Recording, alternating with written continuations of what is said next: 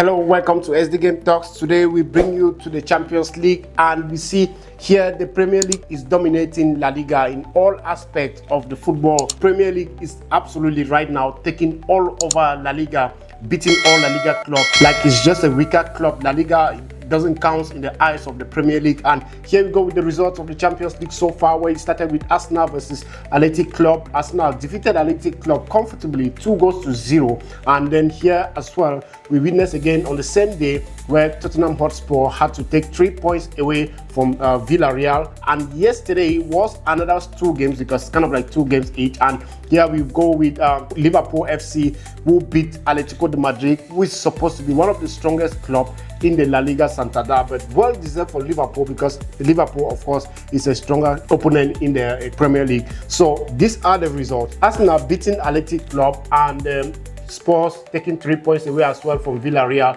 and Liverpool beating Atletico de Madrid. And here today we've got here Newcastle United versus FC Barcelona. And take note that FC Barcelona were the champions of the Spanish League last season. And here we've got him to face Newcastle United. And all the clubs that have faced the English clubs from the Spanish clubs have, of course, lost all the games. So you think Barcelona is going to lose today? However, let's dive down to the main topic of the day, wherein we've got here Bayern Munich versus Chelsea. Let's take a match highlight of this game, what happened there. And if you take a look at this picture right here, you're going to find here Olise, and you're going to find behind Olise Arjen Robben, and then you're going to find here João Pedro, and behind João Pedro you're going to find Didier Drogba. But this picture doesn't match the reality. It didn't match the reality yesterday. Of course, it didn't match the reality yesterday for Chelsea fans, for the Chelsea side, because right here Mikel Olise did an incredible job yesterday. He was outstanding. He was so feared when he holds the ball, So I can think, Mikel Olise yesterday actually, represented Arjen Robben. But here with Chelsea's case, there's a slight difference here. João Pedro was the one supposed to. These pictures are pictures like kind of reflect in 2012, when Chelsea faced Bayern Munich in 2012, and these are the pictures kind of reflecting. But now take a look at João Pedro here. When he's standing, he's supposed to be, representing like Didier Drogba, or playing like Didier Drogba. Mikel Olise did his job very well yesterday. We can say yes, we saw or we witnessed Arjen Robben in the pitch yesterday, the way Mikel Olise played. But coming back to Pedro Neto, it didn't reflect anything at all. He lost the ball, he couldn't control the ball, and he couldn't create any chances, and he couldn't make any good impact in the pitch. However, if you want to compare this with Didier Drogba, in the times of Didier Drogba, when you pass the ball to Didier Drogba, he could easily play and even give assists with the chest. He could even play with the head. He could play with everything. And when he holds the ball, he cannot lose it. That is the reason why I find it wrong letting Jackson to leave Chelsea. Now, when Jackson was in Chelsea, you notice that this Jackson and Cole Palmer were the best collaborators in this club, like in Chelsea. They could make things happen at any time and any moment. They were the best duos that paired together in the club, looking at 12+ assists within each other. The play making between two of them was so friendly. And then one good thing about Jackson was that he could hold on to the ball. If you give the ball to Jackson, he's not going to lose it. That is a guarantee. He's going to find a way to pass the ball. He cannot lose it like we found yesterday, giving very bad passes, not even bad passes, losing the ball carelessly, couldn't even hold on to the ball, create any chances. No, but for Jackson, it was guaranteed that Jackson could make a turn and make a dangerous run. That was very important for him. And when he's making this run, he always finds where Cole Palmer is. They always collaborate together. He understands Palmer. So these two were very, very good. I'm not saying that I'm not defending Jackson right here, but we needed someone who could score goals, right? And then we went ahead to get João Pedro, and then he came to the Club World Cup, scored some goals, did some good playmaking, or maybe the match didn't fit him yesterday. He did very well in the Club World Cup, and then you just decide to be like, okay, give Jackson a quick notice for him to leave the club. And he's showing that Liam Delap is sick. In the upcoming games, if Pedro has to play again the same way he played yesterday, Chelsea is going to be in deep trouble. Chelsea is going to be in a very big problem, because right now he's the only sole attacker striker we have right now depending on. He's the only sole attacker Chelsea is depending on right now. You cannot put Tariq George. Tariq George is nowhere near him. And if he doesn't perform, that is the reason why we needed competitors, and especially competitor with someone who has been in the club and has this experience and wants to fight. But of course, he's missing empty posts like Jackson. But if you keep Jackson, this could be a very best moment, the best time for Jackson to maybe step up a little bit. But then sending him away was not a very good idea. And here we go, 3-1 loss to Bayern Munich. And this is where the Chelsea's problem came from. This is where the problem came from. I don't know if Enzo Maresca, during the transfer season, he's running up and down looking for midfielders, but still couldn't get any midfielder because he's having overhyped player. Enzo Fernandez is overhyped, overrated for nothing. He has Fernandez. He said, okay, I have Enzo Fernandez. Okay, I have Caicedo. Now, what about your defenders? These are all just complete, kind of like useless defenders. You know, they cannot turn up in the Club World Cup and make you proud, and then you're gonna bring this. Looking at this game yesterday against Bayern Munich, this is just to show to us that if you're gonna qualify for the next round of the Champions League, we're gonna play extra games to qualify, and then the next one we're just gonna be knocked out straight away because this team cannot resist anything at all.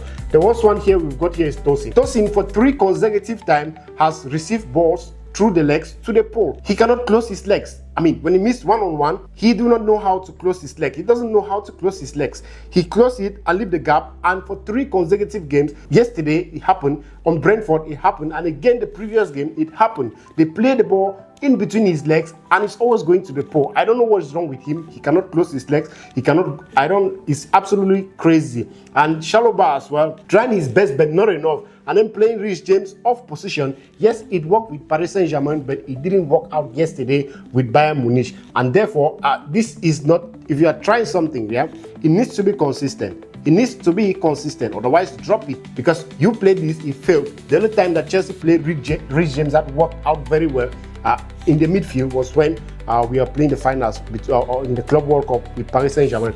That is the only time that Reece James played in the midfield, and then it worked out. Now, playing him there, it worked out. Today, you met some opponents, it didn't work out. We failed atrociously. For Malo Gusto, I don't know what's wrong. Your boots are sliding, your errors as well. In fact, all of them were just giving, kind of wrong passes. And this is how Chelsea was finished yesterday.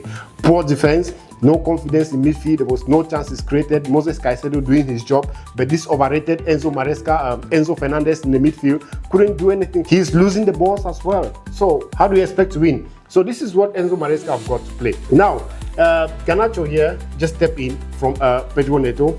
Garnacho just stepped in. I think the time he stepped in, like 20 minutes, he touched more balls than what Pedro Neto did in the first half or whatever. So I think he still needs to do a lot of job. Garnacho yesterday, I was not pleased with him because he holds the ball. Yes, he danced on the ball several times, 1,000 times. He had the ball with him. He was well fed with the ball, yes, but no chances created. Nothing at all came out from him. He needs to do something. He needs to really work out. For Pedro Neto as well, same thing, running through the line. One thing about this Pedro Neto is sometimes you find him very, very busy. Always find Pedro Neto with the ball, so busy, running, but nothing comes out at the end of the day. And here we go with Kompany, very good. I think you did your best. And then Esteban came in and had a few minutes and still needed time to adapt in that same game. But looking at his age and his caliber and the first Champions League, very and against a very big club as well, he did a great job. For João Pedro, we need to work it hard. We don't expect what happened yesterday. We don't expect what happened yesterday to be what you are going to be bringing to us. We are having a big game on the weekends in the Premier League. I believe that Enzo Maresca will not do a crazy lineup again, and he's going to make a lineup that is going to, fit these players to play a good football. But playing Reece James in the midfield, it worked out once, but we need it consistently. If it doesn't work, please drop it. And then let's go over to the Bayern Munich team. These teams were like they were training, absolutely training. All of them, they were training. Lucky enough, the player that was not really dangerous was Luis Diaz. If Luis Diaz was as dangerous as Olise, Chelsea would have collected like 5 goals or so. Lucky enough that Luis Diaz was not on top form. Mikel Olise was just training yesterday. Harry Kane was just having a friendly game. Serge Gnabry just strolling around the midfield with the ball, just playing whatever he likes so comfortably. So the Bayern Munich guys were so comfortable playing Chelsea, and then we find here Harry Kane so calm. There was nothing to bother him. There was no defender to attack him. He was just on his own, and now he's already 2 goals up. That's why I said he's one with Mbappe and Lewandowski, Erling Haaland, Mohamed Salah. That for sure they're going to be contesting to win the Golden Boot for this Champions League. So already 2 goals up. Serge Gnabry as well, so calm, controlling the ball very perfectly, and no one to bother him. Enzo Fernandez couldn't even put him on pressure. Couldn't even control the ball after him. It was so good, yeah. So Cucurella here yesterday made his match. Yeah, you always play, you always run, you always put the guys on your pocket. But yesterday, Cucurella, to be very honest, he made his match. Olise absolutely defeated him hands down. Every ball Olise had was so dangerous. He's either going to pass, it's either going to be fourth. And all this, Cucurella was absolutely very stressed yesterday with Olise. I think that was the hardest opponent he has received, I think, internationally. He didn't meet anyone like Michael Olise. Michael Olise absolutely dealt with, was a very, very big problem, actually. Not dealing with him was a very big problem with Marc Cucurella. Marc Cucurella yesterday actually made a match. Michael Olise, outstanding. And then here we go with the defending champions, the big boys. I said it again. Look at, Luis Enrique. Look at these 2 guys right here. We don't need to go far with, the attackers and all whatnot.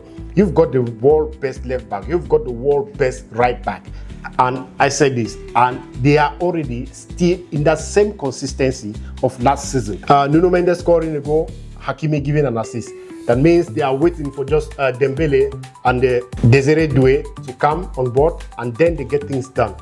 The way they played yesterday against Atalanta, they are coming again. I think I'm seeing them around quarterfinals or so, if not. But Bayern Munich as well is very good. But so this is what PSG brought to us yesterday. These 2 guys and this other one, Bakula missing the penalty, but was very incredible in the game, which was very good as well. Congratulations to Kvaratskhelia. That is what happens when you have 2 people out of this club. This is how you need to fight it back, keep them feel like, okay, we've got someone there for us, and it was very good. Then coming back to the Red Devils of England, well done. Champions of England, dealing very well with, one of the strongest club in the Spanish league, even though they almost turned it around, but it was still very good at the end of the day that they went home with 3 points. Mohamed Salah already knocking on the door of the Golden Boot for the Champions League. The more this guy is going older, he's trying to prove it that, okay, this is one of the old legends of Liverpool. He's never going to be forgotten. He's never going to be walking. He's never going to walk alone for sure. So Mohamed Salah with a goal and assist was so incredible, and the Red Devils went home with their 3 points successfully. Okay, right now we are SD Game Talks. We bring to you football breakdown and everything you need to know about football. If you didn't subscribe to our channel, subscribe and stay tuned with us. See you on our next video.